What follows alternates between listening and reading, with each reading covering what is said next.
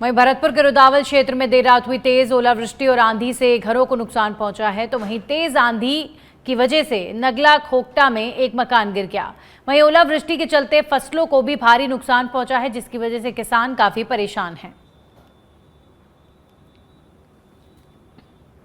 से ये विरोध प्रदर्शन कर रहे हैं कि सरकार इनकी सुने, इनको कोई मुआवजा दिया जाए। मैं मेरे कैमरामैन से कहूंगा एक बार पूरे खेत की तस्वीरें दिखाएं। देखिए जहां तक आपकी नजरें जाएंगी वहां पर ये पूरा खेत खोकटा नंगला गांव में स्थित है और पूरी तरीका से जो फसल है वो गेहूं की फसल है वो यहाँ पर नष्ट हुई है। यहाँ पर क्योंकि जो बयाना विधानसभा का जो अधिकांश इलाका है ग्रामीण इलाका है और यहाँ पर रबी की फसल के तौर पर केवल दो ही फसल बोई जाती है, एक सरसों की और दूसरी यहाँ पर गेहूं की, लेकिन दोनों ही फसल पूरी तरीका से नष्ट है। मैं जानने की कोशिश करूंगा।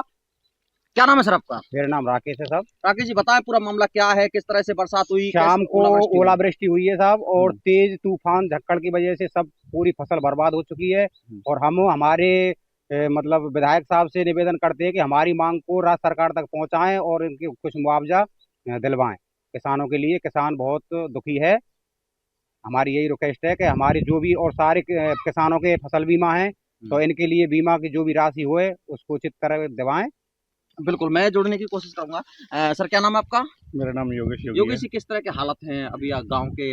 मैंने एक तस्वीरें और दिखाई है आपके गांव से ही, वहां पर जो मकान है वो नष्ट हुआ है और अभी खेतों की स्थिति इस तरह की, क्या कुछ कहना चाहेंगे? खेतों की स्थिति तो आप देख ही रहे हो कि थोड़ा हालत ज़्यादा ही खराब हो गया है और इधर सब ये देखते हुए कुछ हमारे पेड़ वेड़ भी टूट गए हैं इधर। उसका तो कोई इतना ज़्यादा दिक्कत है नहीं, लेकिन सबसे बड़ा प्रॉब्लम है इसका जो अपनी ज़मीन है जिसमें जो रबी की पूरी फसल है, दोनों ही हमारी रबी की दोनों ही फसल खराब हो गई हैं।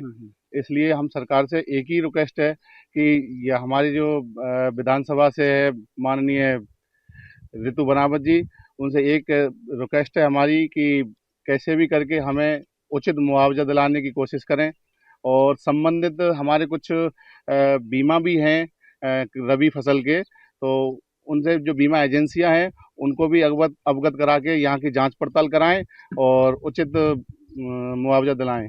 योगेश जी ऐसा सुनने में आ रहा है कि अधिकांश जो गांव है वहां पर खुद की जमीन नहीं है, लोगों ने किराए पर या भेज पर जमीन ली है, तो उनकी हालत तो और ज्यादा खराब हो गई। हाँ, उनकी हालत देखने में बहुत ही ज्यादा है और उनका तो कुछ भी नहीं बचा।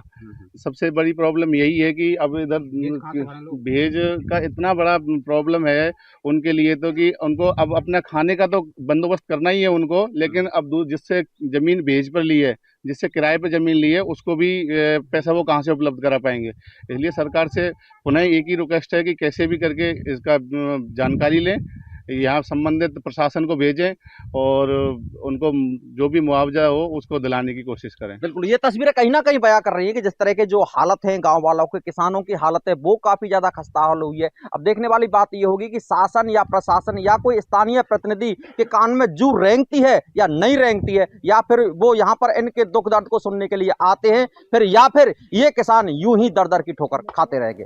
कैमरामैन चौधरी के साथ सच